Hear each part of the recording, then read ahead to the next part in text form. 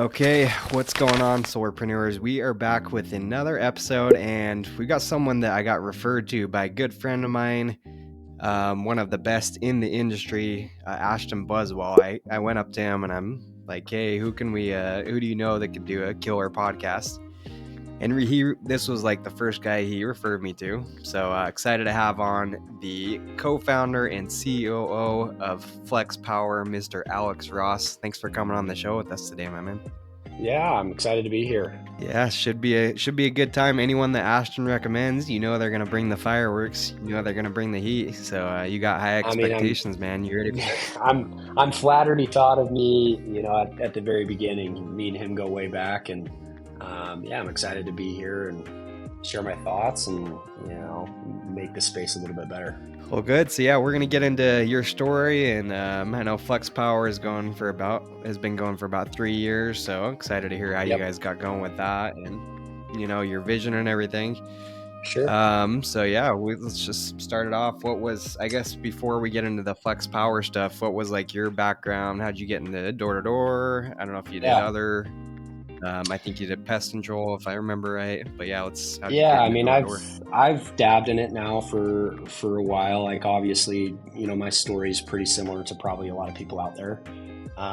Grew up in Utah, served an LDS mission, did that whole shindig, served in New Zealand, came back and I did a year with Vivint. So had a couple buddies of mine from high school, sold on the dream. Like, hey man, you come out and you can make 60 grand in a summer. And being a naive kid coming back from a mission, it was like, oh, you bet, like I could go do this. And to just be completely transparent, a little bit more direct, like I sucked so bad. I was so terrible. I think I chalk it up to like being 1 foot in, 1 foot out. I didn't really take like the trainings very super seriously, just figured I could I'll figure it out when I get into area and kind of do that thing. And so I ended up being one of the worst in the offices, quit, left early, came back. And I remember driving back from Cheyenne, Wyoming, which is where we sold that summer, and just basically having that internal promise to myself that I was never going to go do this again. Right. Like, I'm not going to do door to door. This is awful. Took a little bit of a hiatus, 2 years, obviously met my wife during that time, got married, was up at BYU, Idaho, going to school for a social works degree. I wanted to be like an LCSW, therapy, something in that realm. Ended up running to an old college basketball buddy of mine, and he was selling pest control at the time and just kind of repitched me on the vision. Pitched pest is a little bit of an easier sell. It's a little bit of a shorter process. You can make quicker money. And I was a hard recruit, man. Like, I probably had 5-6 meetings with this guy, pulled my wife in to have conversations with him. And I think the reason why I was entertaining the thought is I always had that what if monkey on my back of like, hey, what if you did stick it out? Like, what if you did do the training and guys are making stupid money and living this lifestyle that looks all really great. And so I did call it divine intervention or just intuition or whatever you want to call it, but I was driving out to my job at the time. I was working at the juvenile corrections facility in St. Anthony, Idaho, and just had this thought, just like, bro, you've got to do it, right? Just do it. And so I remember calling my buddy at the time, driving out to my job and basically saying like, all right, dude, I'm in, like, let's do it. It was 2 weeks after the summer had just ended. So I had like a whole 8 months before next summer. And so I remember doing trainings, like I was doing one-on-ones with my manager and looking up stuff on YouTube and reading the videos and doing everything that they had told me to do. And once again, like, my internal motivation for doing all that was because I wanted like a fail-safe that if I went out into the summer and I sucked again, that I could call my manager and be like, dude, I did everything you asked me to do and I still sucked. Right. Yeah. It was kind of my way out, but what ended up happening was the complete opposite, right? I ended up just selling my lights out. I was a top 20 rookie year at my rookie year, was the top rookie in the office that year. Became a manager, and then, worked my way up into a regional position, and did about 4 years of pest control. My last pest control year was the COVID year.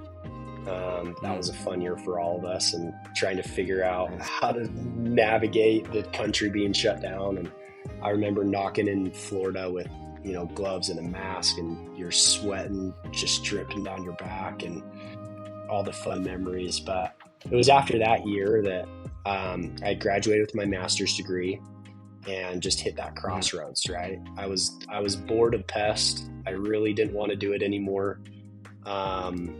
Solar train was starting to take off really well. And I remember having a conversation with my wife that was like, hey, I want to give this solar thing a try. Let's give it 12 months. And if we're not where we want to be within 12 months, like, I will quit and I'll go, start climbing the corporate ladder. I had made a switch from social work to business, so I just got my MBA. I started talking with a few companies. Legacy was one of them. I know Doug and Chris really well over there, and ended up getting a call from one of my bosses here at the original company I was working with, which was Vantage. And they were like, hey, we're going to start our own solar division, right? So stay here and help us create a solar division. And, for me personally, like, I didn't really want to leave the company I was with. I really liked the people that I was working with. I just was bored of pest. I had grown out of it, I guess you could say. And so I jumped all in on solar with those guys, and I did it kind of in an unorthodox way. I didn't really have a training manual. We were a bunch of pest guys that were like, hey, let's go sell solar. And so I, trial by fire, just had to knock. I think I knocked for like 3 weeks before I even set my first appointment, just because I didn't know it. I had to just like figure out the pitch on my own. And YouTube videos were great, and we were paying for a few of those training programs, the door-to-door and stuff like that we were kind of using. But I remember setting my first appointment within 2 weeks, and I was thrown right into closing just because that's the way that we had to grow. And so built that up for about 2 years, and then got ready, to a positional point where it was, I'm starting to look at some other options. And then that's kind of when Flex was born, right? Had a couple of old colleagues of mine that I worked with on the pest side at Vantage caught wind that they were, trying to maybe going to go start their own thing, and ended up calling those guys and saying, hey, like, you're going to need someone that knows solar, and I'm that guy. And, I'm ready in the position mentally and financially that I can take this gamble, and let's go build this thing. And that's kind of the inception of Flex, right? We're going on year 3. So we just finished our second summer. But so that's a little bit about like my background. I've been in the door-to-door space this will be my 9th year, going on 9 years, almost 10. I mean, if you count the mission, I'm at like 11 years. So let's count that. We're over the decade space, but loved every second of it. I think there's a love-hate with it. Yeah, about the same as me. So it's you love it and you hate it, and it's the golden handcuffs that everyone talks about, but it's been a tremendous blessing for sure.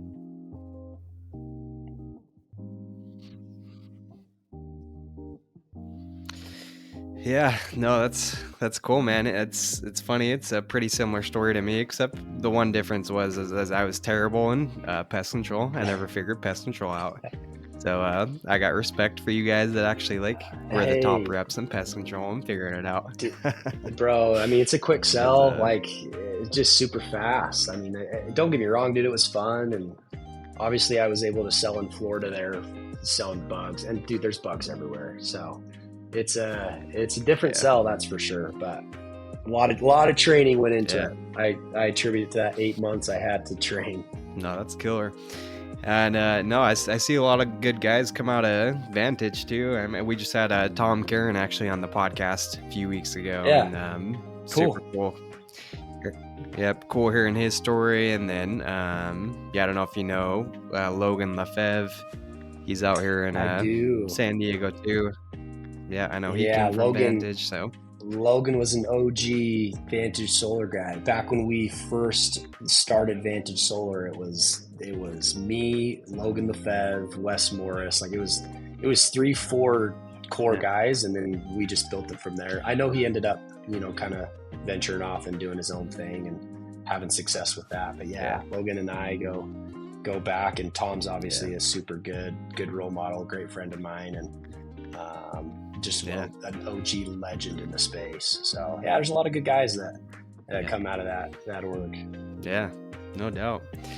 But no, I think it's applies to anything. Like it's no wonder you had so much success in pest control, because I think just the drive, and I don't know, it sounds like maybe just from kind of not having as much success in alarms, it sounds like you just kind of took it with like a chip on your shoulder and were just like kind of had the all or nothing mindset.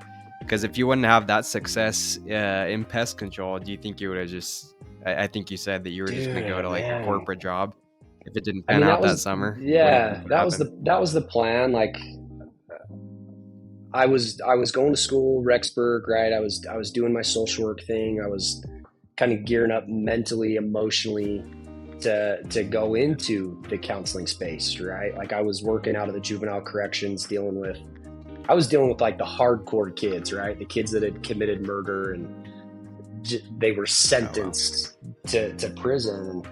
So I was like mentally, emotionally preparing for that space. And yeah, I think I attributed, like I still had my friends that originally recruited me to Vivint, and they were seeing success. They were doing great things. And, I think they were going on year 2 or 3 and they were recruiting and managing, and they had great summers. And I think for me, it was, I don't know if it was a chip on my shoulder or if it was a comparison thing, but I was looking at that going like, man, like if I would have stuck it out, or like maybe if I would have worked harder, or maybe taken the training a little bit more seriously, like could that have been me? And I mean, I was doing that, and I know it's not a healthy coping mechanism, but I would do that comparison. I'm like, these are really good friends of mine. Like if you can go do it, like I can go do it, right? I'm just as good as you at that like there's no reason why you should have success and I don't. And so I mean, I also chalk it up to like I wasn't the biggest fan of just the whole, like the overall situation with Vivint and the team and the management. And obviously going into that first pest control year, having a connection outside of like just being recruited at a booth, or some random dude texts you or DMs you. I actually had like an emotional relationship with the person who ended up recruiting me. There was already some trust there outside of the space. And like although my motivation at the time was like, I don't want to have any excuses that if I quit again, like I can justify quitting. But like I said, like it was a healthy backfire, because I ended up going out there, and I remember going on our first preseason trip and selling 3 pest accounts in my first day within 2 hours in Utah. And they recruited it as like, dude, Utah is a really hard place to sell. Like if you can sell in Utah, you can sell anywhere, because it's the door-to-door mecca and all these other random things. And I remember getting back in the car and I'm like, dude, I just sold 3 in my first couple hours of knocking. I'm about to go sell in Florida where it's buggy as crap. Like this could be great. And so, and then it just took off from there. And I think I had the same struggles that everyone else has as a first year rep, of the second guessing and like, bro, what the crap did I sign myself up for? And all of that mental battle that you continually have. I mean, I had those too.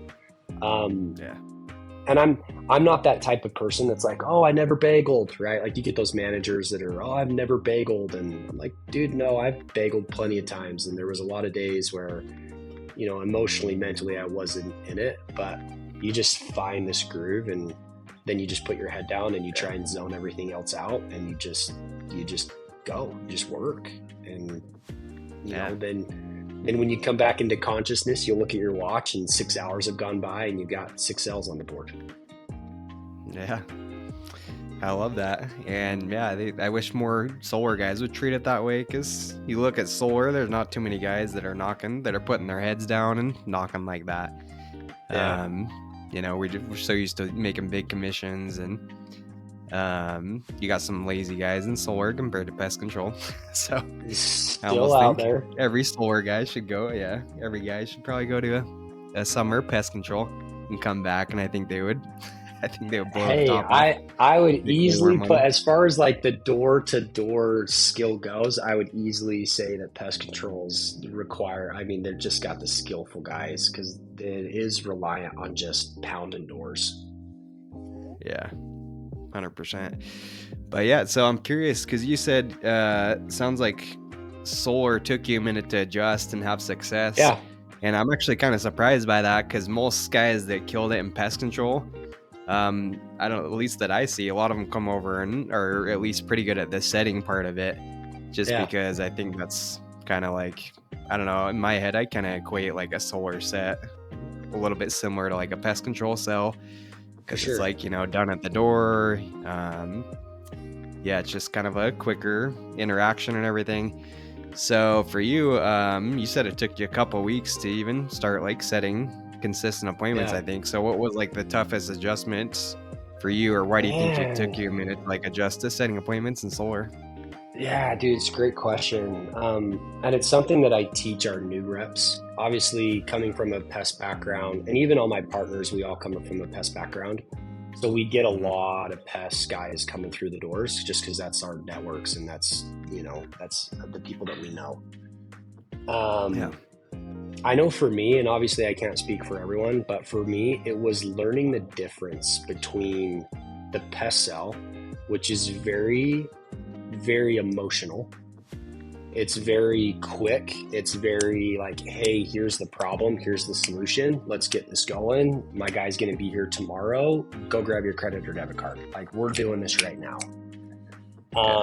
And so having to learn that difference between like just super high emotion, cell cycle, loop 'em, K cell, to a solar set, which is like, okay, like I can't really even help you out today. Like, I don't even know if this is really going to make sense for you. And so having to learn that difference between, okay, just sell, push, and trying to find that happy mix of, it still needs to be an emotional set, but there's a lot of logic in it as well. And you've got to do it in a very sophisticated way that actually piques interest into the homeowner. And then you're actually setting an appointment. So it's like, you're not really closing it yet. The deal's not done. I'm teeing it up for the closer to then come in and sell it. And so I think for me, that transitional process of learning those two different skill sets is what took me a minute to learn. Right. I also didn't really have like a trainer. I didn't really have like someone that had sat down and, hey, I've been in solar for X plus years, and I'm going to take you through what this pitch sounds like and what it's supposed to look like and the process. And so I really did have to kind of learn it on my own, going out and knocking and going, okay, I'm a pest guy. I've done really well in pest. I've sold hundreds of accounts and have generated hundreds of thousands of dollars in revenue. Now I've got to go do a solar set, and I'm going to be honest, I have no idea what the crap I'm saying. Right. I'm just kind of going through the motions, and we'll figure it out. Like, I'm a good enough door knocker, and I felt like I had a good enough work ethic that if I just hit enough doors and had enough conversations, that like I would figure it out. Yeah, for sure. Yeah. And I think anyone can, if they have that work ethic, then that's what's missing more than anything, I think, in solar. It's because anyone can go out and hit enough homeowners and eventually find one person that's like, okay, I'll sit down and check this out and for sure look at saving money on the power bill. So yeah, I'm sure that carried you probably for a long time until you. Yeah, dude, the pitch itself was super what's the word I'm looking for? It was refreshing, right? Because I was used to selling pest control where I genuinely felt that a little bit over half the time, like the homeowner didn't wake up wanting pest control. They weren't really interested in pest control, but I was just really good at my job at creating enough need for it, and then obviously being skilled enough to sell it to them, right? Yeah. With solar, it was very refreshing because, yeah, you're hitting on a pain, a pinpoint that a lot of people just naturally feel because they pay the electric bill. It's biblical. They pay it every month, and 90% of all people have it on auto pay. And so there was already enough pain there that, like, having the conversation and walking away from doors and going, oh my gosh, like, people are actually really interested in this was very refreshing, instead of having to feel like I was being maybe overly pushy sometimes. And, dude, I don't even know if this guy really needs pest control. I'm just really good at my job at selling it to him. Right. So it was definitely refreshing for sure. Yeah. And what about closing? Because that's where I see more pest control guys maybe struggle a little bit because, you guys are all killers on the doors, can talk to anyone on the doors, but pest control, I mean, you're not really, at least when I was in pests, we weren't typically like going in homes and doing, long presentations. It's quick sell and everything. So was there any adjustment? Oh, dude, there was more of an adjustment for closing than I feel like there was for setting. Yeah, can imagine. Once again, like, going into my solar experience, I kind of had to just figure it out. I remember watching YouTube videos on the close, and I'm going to give a shout out. Mike O'Donnell was a big influence on YouTube of me, like, okay, this is kind of how you close, and watching some of those videos were a great help. And I had a few guys that I was able to kind of lean on and ask some questions, Logan being one of them, right? Having Logan, at the time, I think he had been selling for a couple of months. So our most experienced guy had been selling solar for 5 months, 6 months. And so being able to figure out a little bit of just the outline with some of those guys was super helpful. But I remember when I first started learning how to close, I had to learn how to close really quickly, right? I went on that first splits that we planned, and I set, and like I said, it took me something like 2.5 weeks to actually get consistent sets. And that next blitz, which was the next month, it was like, all right, dude, like, you got to close, right? You're one of our most seasoned guys, from the door-to-door perspective, and we need closers, right? I need you to close. And so I remember actually, I felt like I thrived more in the closing process. I felt like it was a little bit more towards my selling style. I felt more comfortable in the close, and maybe it was bringing back my skill set from the Vivint days. Like I said, I wasn't super good at the Vivint, but it was, getting in the house, sit at the table. Those are where the deals are made, right? The couch or the table. And over my, obviously now becoming, a co-founder and a business owner, and being responsible for all of the training process, something that I'll train our reps on as far as the difference is, solar is a two sale process. You've got the emotional sell, which is done by the setter, because that's all we ask them to do is create enough emotion that there's enough pain there for them to set the appointment. And then there's the logical sell, which is done by the closer, right? I genuinely believe that if you have a closer that is selling too heavy on the emotional side, that they don't see a lot of success, that they do have a high cancellation rate. Their pull-through rate isn't as good. Because although the emotional sell in solar is important, it needs to have a healthy balance, because logically it has to make sense for a homeowner. They've got to see the actual value that solar can provide for themselves. Mix that with the emotion, and you've got a really solid customer. And so I thrived really well with the logical side of it, right? Trying to eliminate the emotion, because that had already been set by the setter. but then just basically laying it out and saying, all emotion removed, logically, here's the options. Here's what you're in. Here's what solar can provide. And logically, this is why it makes a lot of sense. It took me about 7 months before I walked out of a close and mentally was like, all right, I got the close down. Right? Yeah. I had a lot of appointments that I walked out and I was like, dude, I botched that. Like, I sucked at that. And I could pinpoint to where I messed up, right? Whether it was the way I presented something, or man, I answered the customer had a question and I used it as a concern, right? I turned it into a concern when it was just a genuine question. And I obviously had a lot of that, but like I said, it was about 6-7 months before I was like, hey, I feel really comfortable and confident in the actual close process that I can go in and close at a high level. And I remember from that point, that's when my closing skill really took off, right? I think that next blitz I went on, I closed 17 in a week. And that was like, oh crap, okay, I can really do this. I can do this at a high level. So, but it took me a while to get there, right? Like, it took me more time than it should. Let's put it that way. Yeah. Well, that's incredible. And, I think probably newer reps are listening to this, because it's funny, when I started in solar too, it was a similar thing. We didn't have enough closers, and guys were consistently missing my appointments. So finally they're just like, dude, you got to go, just show up to your own appointments. Otherwise no one's going to go to it.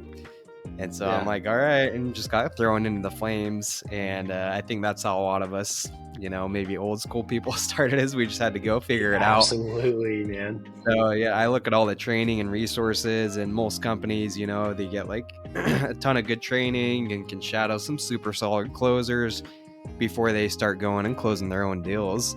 And guys just don't realize how much of an advantage they have now, being able to like actually dial it in and not just go in there and kind of like trial and error until they figure it out.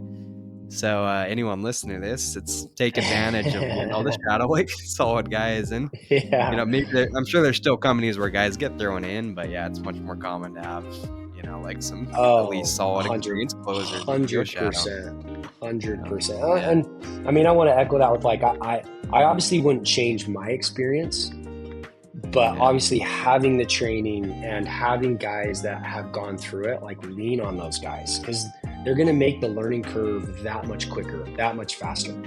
And, coming into the space at where we're at as an industry, you don't have 7 months. You don't have 8 months, 9 months to sit back and try and figure it out, right? Like, obviously with pay timelines and financiers kind of going through it and installers going through it, like, there's too many moving parts for you to play the gamble game. I felt like I could, because of the success that I had in pest, that I had a little bit of a nest egg financially, that I could take the risk, right? Yeah.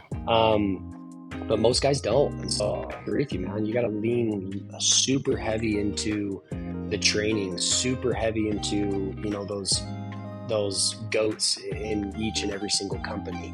And if you do that, like, the learning curve will be cut in half, man. Yeah, for sure. So I want to get into your story of, how you guys started Flex Power and all that here in a second. But before that, just speaking of closing, I think a lot of guys do struggle with like getting that balance of, like emotion versus logic. And especially out in California, our teams really struggle with like just the retention, just getting glass to roof, close the install, a lot of cancellations. And, I think industry average is probably less than 50% for sure, getting like, at least in California, getting like, So, is there anything that, like, as you learn to tie logic into it, do you have any advice for maybe like newer closers getting that balance of emotion versus logic and reducing cancellations, things like that? Yeah. So, and I want to preface this with like, I'm not perfect, right? Like, I still have cancels. I still have, pull-through rates that vary. And so I'm in the same boat that everyone else is. I feel like I do have a little bit of a higher pull-through rate, And there's things you can do. Ashton teaches, I mean, he's the best at referral game, right? And so I'm sure Ashton's talked about that, about, the thank you cards and the birthday cards, and, maybe you give them a crumble cookie after they've closed the deal. Like, all that stuff helps. But something that I feel like has been lost, I guess you could say, over time. Some of us OG guys, right? And I don't even know if I would really consider myself an OG, right? There's guys that have been in the space for 10, 15, 20 years. I'm going on year 6 in the solar space, right? But the reason why I say I wouldn't change my story or my upbringing in the space is because I really had to learn how to sell solar, right? I feel like a lot of new closers come into it and they either get thrown in it, before they're ready, or they get taught one way to sell solar. And I mean, I hate to say it, 90% of the way that they're taught is to sell on savings, right? Go into the appointment, you're going to save the homeowner $100 or $50 and just sell that, right? Sell savings. I'm going to cut your bill in half. I'm going to, we're going to save you $30 a month. And don't get me wrong, that is obviously a massive piece to the benefit of solar. Yeah. But I learned very early in my phase that if I go into an appointment, now keep in mind, I learned how to sell solar in Florida.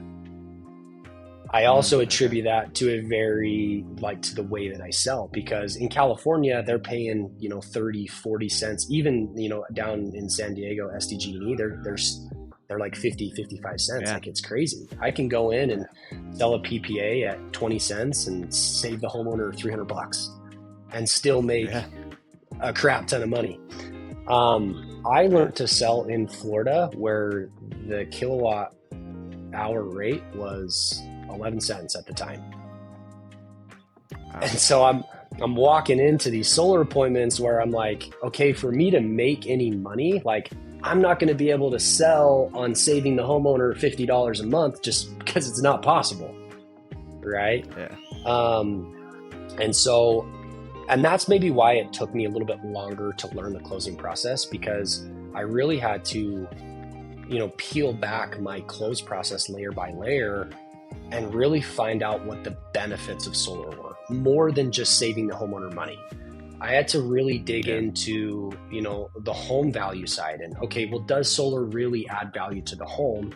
And I need to educate myself on that as much as possible.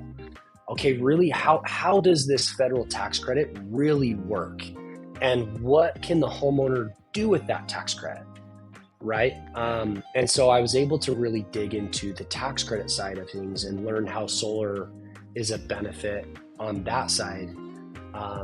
Digging into the economics of the solar industry. That's something that I feel like is lost. Is I deep dived into the political side of solar, and why are the rates going up to begin with, right?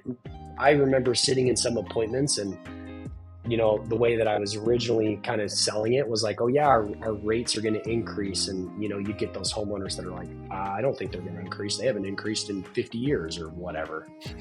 And so I really had to figure out, okay, when I say that stuff, when I'm selling this idea, I want to be able to have hard facts that I can back it with, that I'm not just saying it to go through the motions.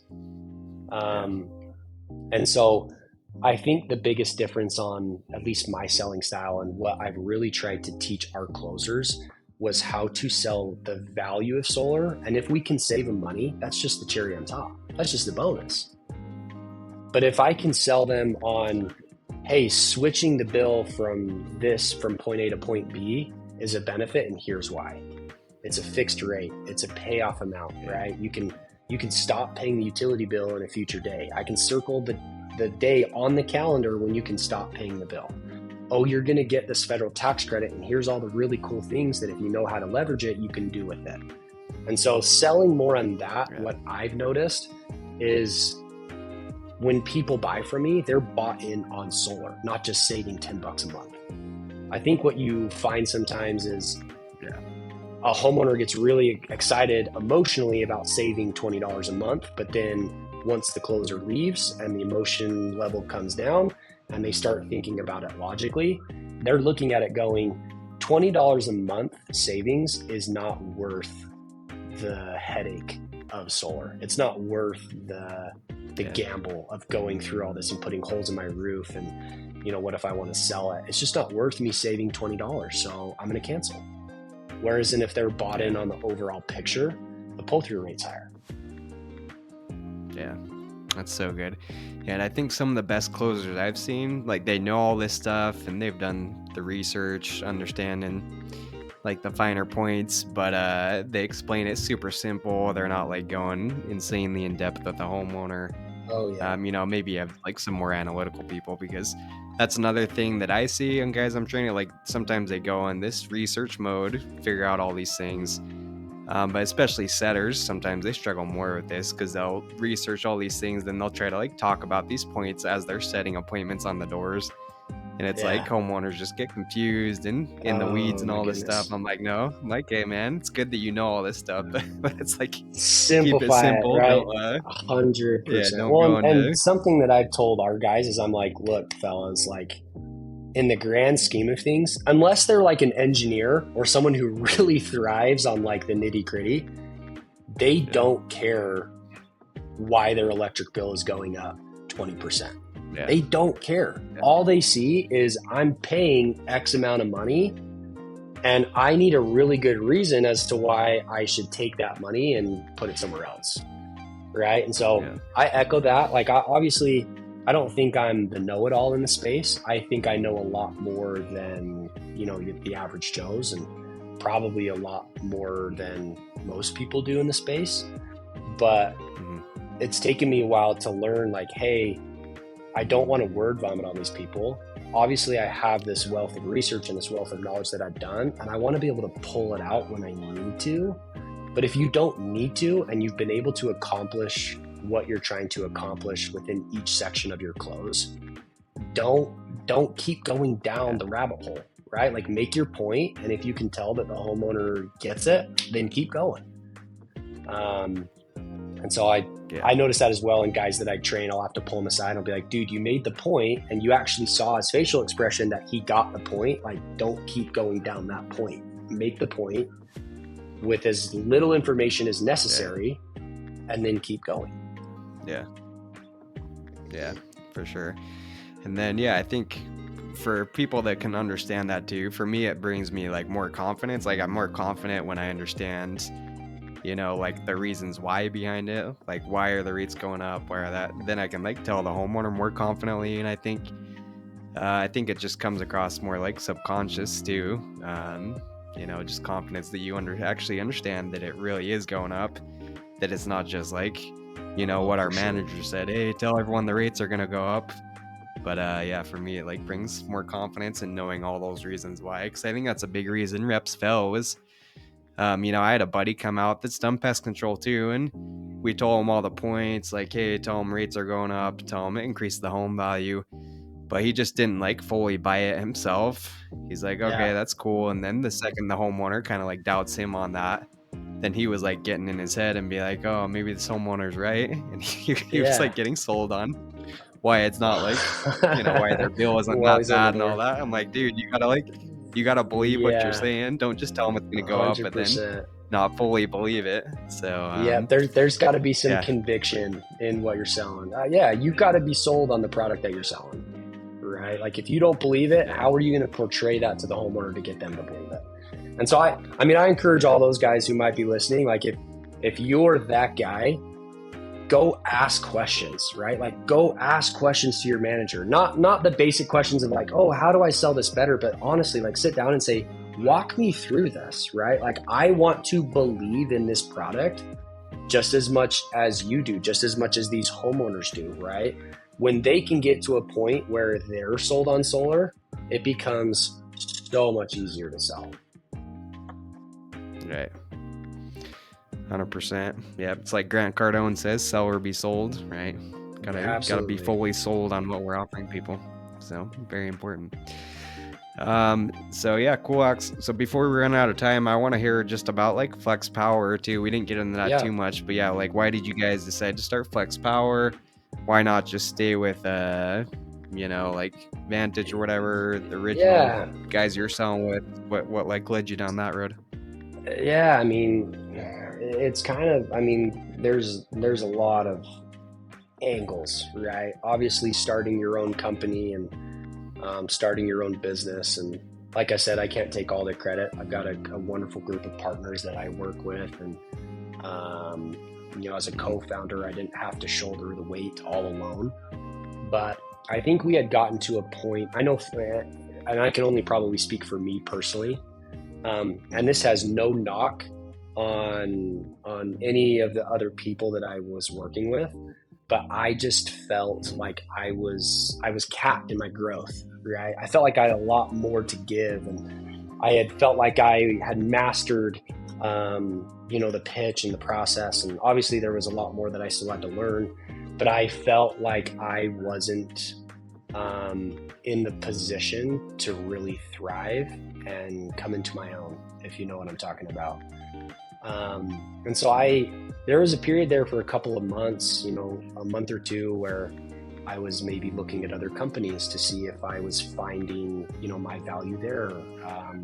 And nothing really felt right until the idea of Flex came out, right? And like I said, there was some old pest colleagues of mine that I caught wind that, hey, we want to start this Flex, this solar thing, and we don't, we want to be our own. And I remember calling, he's one of my partners now, but I remember calling him and basically saying, hey, I'm hearing that you're going to go do this. And I mean, I saw it as an opportunity and said, hey, like, you're going to need someone who knows the solar space, right? You're going to need someone to help you guys navigate the ins and outs of the industry, from dealer fees to financing options to different proposal softwares to the ever encompassing, challenges that the solar space offers. And I remember hopping on a call with what's now my partner group, and just asking those basic questions. And at the time, it was a little bit of a deer in the headlight look from those guys of like, okay, we actually really do need someone that comes from this space and knows this space. And so I think they saw it as an opportunity to like, hey, we can narrow a lot of the learning curve down. We have this guy that's willing to come over and help us find this company and, help with a lot of the growing pains. And they brought, a lot of the network and these guys are great. I mean, we've got one that recruits like an animal. He's the best that I've ever seen do it. Recruiting, I think we had like 150 interviews last week. It's crazy, right? And so, yeah, I mean, I think we did it because we had gotten to a point where we wanted to kind of have a little bit more control. We wanted to have a little bit more understanding of the back-end process. We wanted to be a little bit more involved in those decision-making processes, controlling our fate a little bit more. Now, like I attribute it to the position that I was in, because obviously when you get ready to go let your entrepreneurial spirit flourish, it's timing, right? It's got to be perfect timing. Financially, you've got to be willing to roll that dice and take that gamble. And I would always encourage you having really good people in your corner that will be with you through the ups and downs, because starting a business, there's a lot more downs than there are ups, especially in those early hours. And you've got to make sure that you've got a trustworthy group of guys in your corner that, your ride or dies, the guys that are going to go through it with you and, problem solving mindset. And they don't shun away from the negativity or the crap that continues to happen in our space. And instead of focusing on, oh, well, this problem hit us again, like this sucks, I hate this industry. It's like, hey, here's the problem. How do we fix it? Let's throw it on the board and let's figure out a solution. And so I think that's what we built Flex on. We're still growing. We try and be as transparent as possible. And I know everyone does, and there's ins and outs, and there's a crap ton of moving pieces. And that would be my encouragement for any rep out there that feels like the company that they're with maybe, is being shady or this, that, or the other. And that's where I'm like, before you start throwing stones, make sure that you actually try and pull back all the layers, because there's so many moving parts in this space that I feel like we don't all understand. And once you get that clear picture, that's when you can really make some good headway. And so that's something that I've noticed being a business owner is, man, I never really knew the back-end processes and all these moving pieces, from finance companies to installers, and how that how that pipeline process actually takes from NEM agreements to engineering stamps to design completion to PTO achievable. Like, there's so many moving parts that I don't think we really understand. And we just wanted more control of that, right? We wanted a little bit more transparency on that. We wanted to create our own narrative. And so that was why we built Flex. It's awesome. Yeah, I mean, I don't know. So it's been going 3 years, right? So this is 2021. You guys started Flex? Yeah, so 2021 we started. We did our first blitz in Fort Myers, Florida, and we had 12 reps.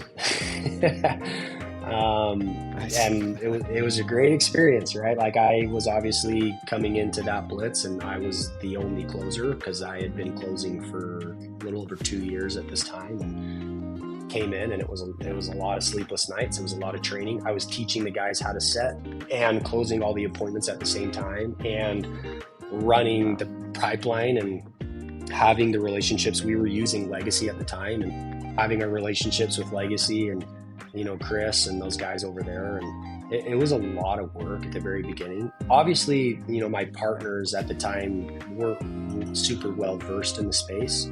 Obviously that's changed now, right? They've gone all in on solar, and they're extremely good at what they do, and some of the best guys in the industry, right? But since then, we've grown. We've had over 300 reps this last year come through our doors. We'll pay out a little over 20 million in commissions within a 2-year time frame. That's a massive amount of growth in a short amount of time. Incredible. And I just attribute it to the culture that we've tried to build. We're not perfect. We still have the same operational issues that everyone else has. We just try and approach it in a little bit of a different way, and make sure that our guys know that from the top down they're supported. That's something that we really wanted to build ourselves and pride ourselves in, that from the top down they're gonna get me as a business owner on the blitzes. I'm gonna go out, I'm gonna knock with the guys, and I'm gonna be part of these blitzes, and I'm gonna run some of these blitzes. And we've just tried to do it in a little bit of a unique way that we've seen a lot of success. We really have. It's been an incredible journey going on year 3, and our goal is to have 500 reps by the end of the year, and pay out another 30 to 40 million in commission next year, and we're on track to do that, which is great. Yeah, incredible. No, that's awesome, man. Especially now, we're recording this end of 2024, Q4 2024, and you see all these companies disappearing. They're just like, out of nowhere, dropping like flies. And it wasn't quite as bad, I don't think, in 2021. But for me, starting a company now, seeing all the chaos and everything, man, I'd be like, man, I don't know. Dude, and it was crazy. I mean, I think our timing wasn't the best. I'll just be direct on that. Like, we came into this space in the very, very, very beginning of, I guess you could say, Solargeddon, or whatever you want to call it. We came into it, and we had some really good install partners that really helped us. Like, I got to give a huge shout out to Legacy. They were great for our first partners to work with. Very sound, very stable, and helped us really get our feet off the ground. And some of our other install partners that we used, Aveo, that we're using heavily right now, they're great support systems, great install companies that are phenomenal to work with. I don't think we would be here without some of those good players. But yeah, dude, it's been an interesting 12 months to navigate, that's for sure, with some big heavy hitters going under. So Yeah. it's a good time to get in the Very space. scary.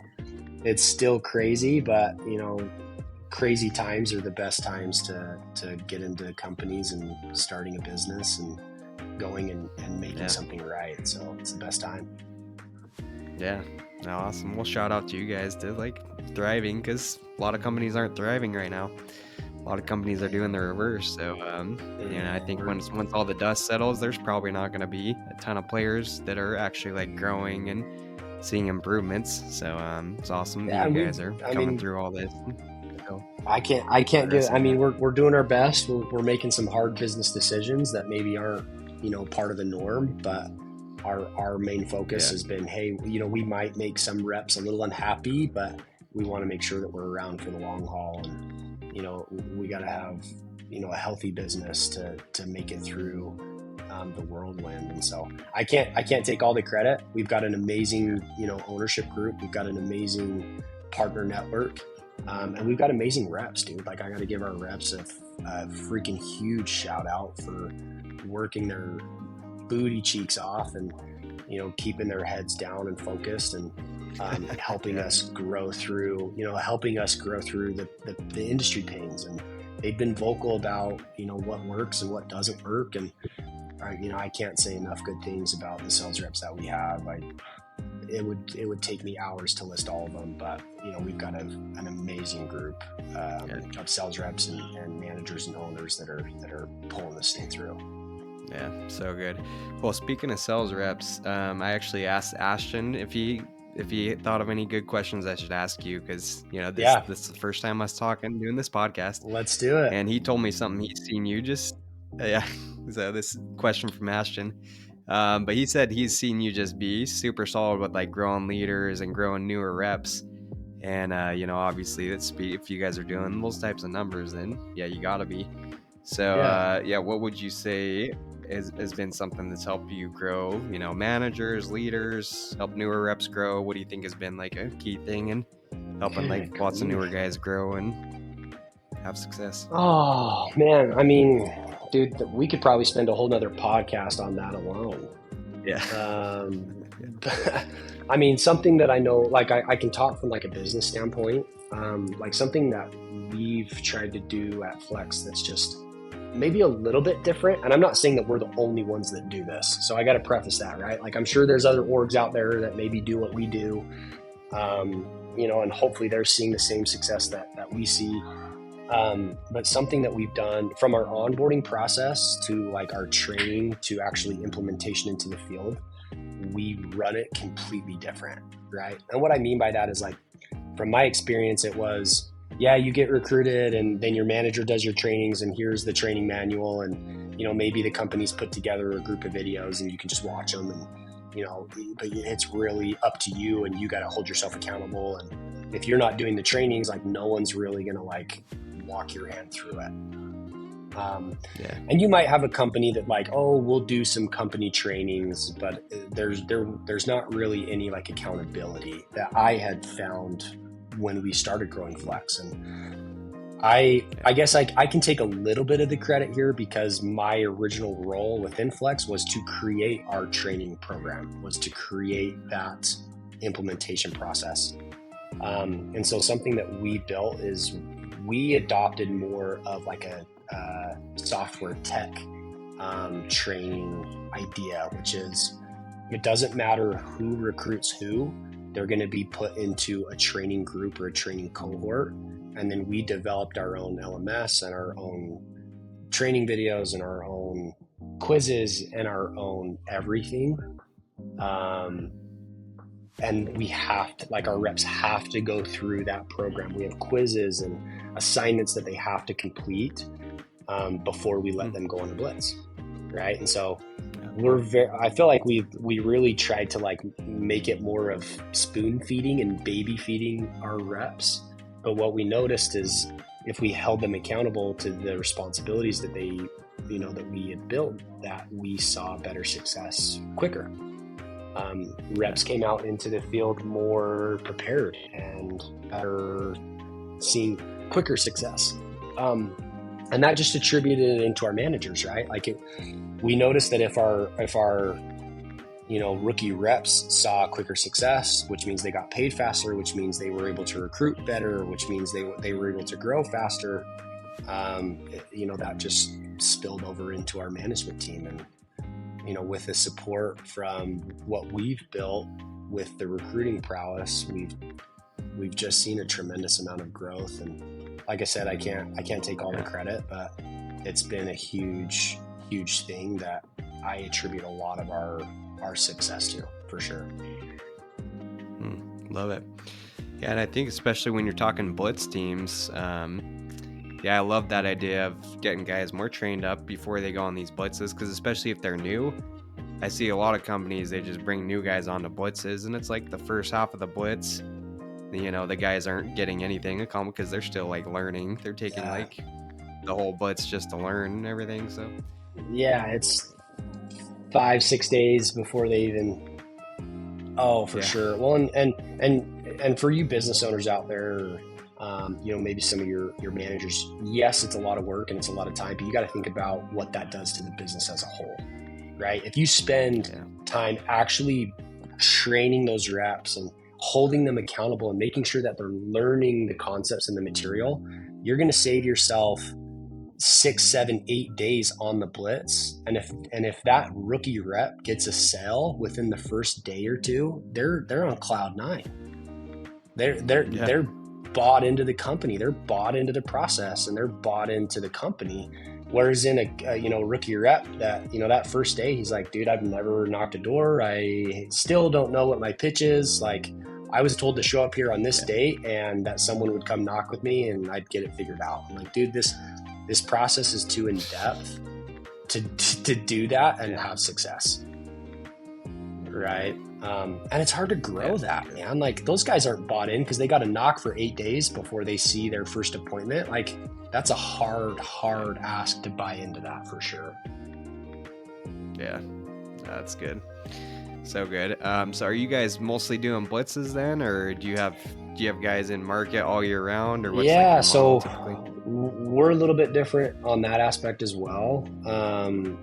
We obviously have our blitz models. I don't think there's a company out there who doesn't, do some type of blitz model, where it's, a 10 to 14 day blitz once a month in different market locations.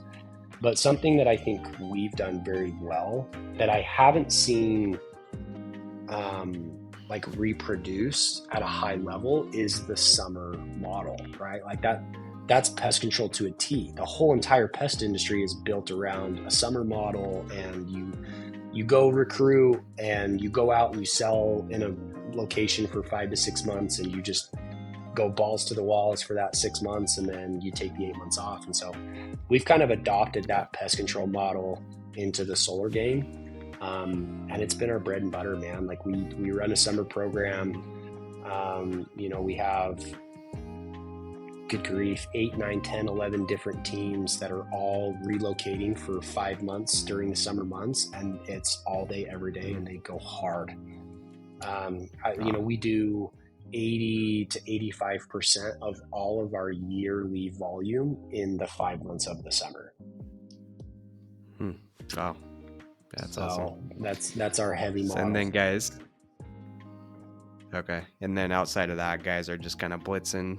So it's mostly summer, and then So we have our regionals that they'll go run a summer model. And then during the off season, you get 10, 15 guys from each region that want to go blitz. And so we'll run corporate blitzes. We let all of our regionals run their own blitzes as well. We help plan those. And, we plan corporate blitzes once a month. And, the thing that we've noticed is obviously our recruiting strategy is really heavily focused on, younger university aged reps, which is a little unique in the solar space because a lot of people focus on like building the year-round market with some older people, more established reps, which I don't want to knock on that because, as a business owner, financially, that one makes the most sense. It's a little bit cheaper. It's a little bit more, easier to control and run. But we've just found our niche in recruiting some younger talent, more of the college age kids that are stoked to come make, 10, 15, 20 grand in the summer. And then, end of August, September 1, they're back to school recruiting their frat buddies and people in their classes and people that they play pickup basketball with. And before you know it, that one rep is turned into 30 reps by May, and we do it all over again. Wow. Yeah. Well, that's good. I like it. I've seen a few teams run like that, and not too many solar companies are doing it that way. Just because I know part of it too is having like that massive influx of sales in the pipeline. Have you guys run into any issues with that, or anything you do to like because from like the installer side, I've heard that they like, they would prefer to just have 50 deals a month, like steady. It's kind of a headache from the installer side, and luckily us being a sales only org, we don't have probably as much of the growing pains or the fluctuation pains. But I will hit on this, something that we've done at Flex that's a little bit different than most sales orgs. And once again, I'll reiterate this with saying, I'm sure there's other sales orgs out there that are doing what we do. So I can't sit here and claim that we're the only ones that do this, because I'm sure there's others out there. But as a sales only org, we've actually gone and created our own pipeline team, which most sales orgs don't have their own pipeline team, right? They'll have maybe one pipeline manager that just checks the deals, but they rely on the installer to do a lot of the project management. We've invested, our time and energy and attention and finances into building our own pipeline team. So we actually have an in-house pipeline team of about 6 people that we help manage our pipeline. So with those big influxes of deals with specific installers, one of the things that we make sure that our install partners know is, hey, yes, like we're going to run all the pipeline through you guys because that's what is required, but you're not going to be left alone in the dark, because we have our pipeline team that's going to be double, triple, quadruple checking deals, working with our sales reps to get deals cleaned out. What sales reps need to know is if they sell a clean deal and they're on their pipeline, it actually moves really fast, right? Like it's actually pretty dang quick, but you've got to be on top of it as a sales rep. You've got to sell it clean to begin with, and you've got to make sure that you're on top of your pipeline. And if it needs a change order or you need a scope of work approved, like you can't wait 4, 5, 6, 7 days before you approve that scope of work, because that delays the whole process.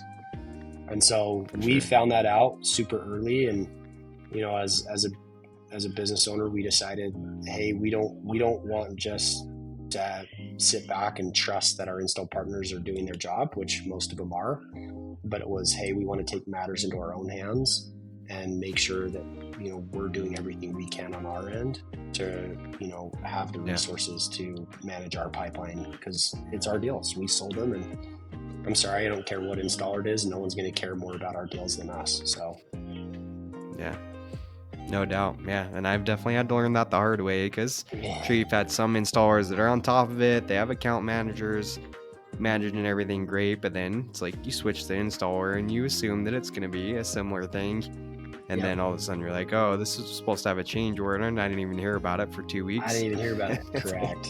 been on hold. So, same story, different installer. I mean, and it happens. Like, I can't point all the blame at the installers. They got a lot they're working with, but it just goes back to the fact of like, hey, that's too much money just to trust with blind eyes that it's gonna go through without any problems. So I'm going to build our own fail-safe system.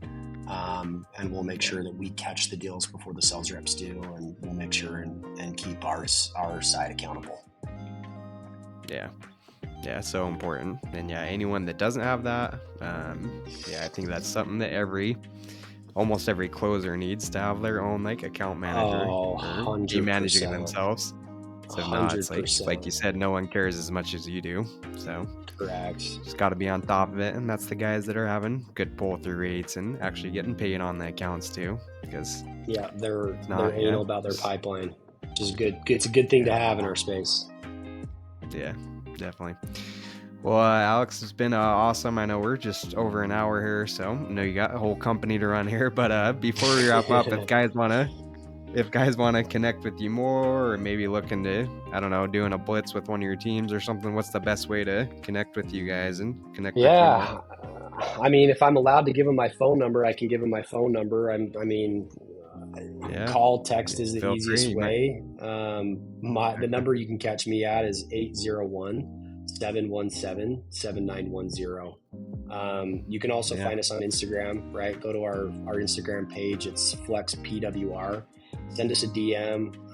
We'd love to have a conversation with any of you guys out there. And if it's interested in coming to work for us, great. Or if it's even just, hey, I've connected really well with my story and would love to just have a little bit of a further conversation. I'm always willing to make new friends and network in the space, because that's what gets you ahead is just having really good relationships with a lot of good people. So but yeah, call me, text me, carrier pigeon me. It doesn't matter, man. I'm an open book. Love it. Well, thank you so much for being abundant and not holding back, because that's another thing. When I came into this industry, there was not this level of abundance, and so many guys were like, "Oh, I'll tell you this little piece, but I'm not gonna tell you what we're actually doing." No, So I'm a little bit too open sometimes. It might bite me in the butt sometimes, but no, I'd rather you see the full picture and make a decision. So love it. Well, thank you, Alex. So yeah, if you're looking for an opportunity, hit up Alex or myself. We can get you plugged in with a good opportunity in solar, or answer any questions. And then just last question to wrap up, Alex, for any rep that's maybe struggling out there, or maybe they've had like 4 deals in a row cancel, question if they should still be in the industry, what would you tell that rep? What do you tell your guys to keep them pushing forward even when they're struggling? Oh, absolutely stay in the space, man. Like I've been doing this a long time. I think I can reiterate a lot of guys that have been doing this for years to come. It happens to every single one of us. I've had more than enough deals cancel. Everyone has. And if there's someone who tells you that their pull-through rate is immaculate, I call BS. It's just the space, man. Like it's the solar coaster from what everyone talks about. But I promise you guys, I promise, there's nothing that just hard work won't fix, right? The motivation can be up and down sometimes, and I totally get that. Take yourself out on a date if you have to. Go buy yourself an energy drink, or go buy a nice, real good steak dinner for yourself. But no one is going to be in your corner besides you. You always can rely on yourself, and there's nothing that just a little bit of hard work won't change. And so keep your head up, man. Like, it happens to the best of us. Yeah. I've been through it. I'm sure Taylor here's been through it. We've all gone through it. But just to find a way to widen that window of operation, right? Don't let the highs get too high. Don't let the lows get too low. But the highs are going to get high and the lows are going to get low. Just widen that window of operation and ride those waves when you can, and keep your head down and keep working, man. It's going to work out, I promise. Awesome. 100%. So good. Alex, thank you for coming on. And remember, hard work is going to cure pretty much any problem we can have in the industry. Cancels. Absolutely. Going through, go out and work harder, use it as motivation, find the next one, one more door. You never know what's on the next one. Yeah. There you go. 100%. Appreciate you again coming on, Alex. Hopefully we can do a follow-up episode in the future. Thanks again, and we'll talk soon, my man. Yeah, thanks for having me. Take care, guys.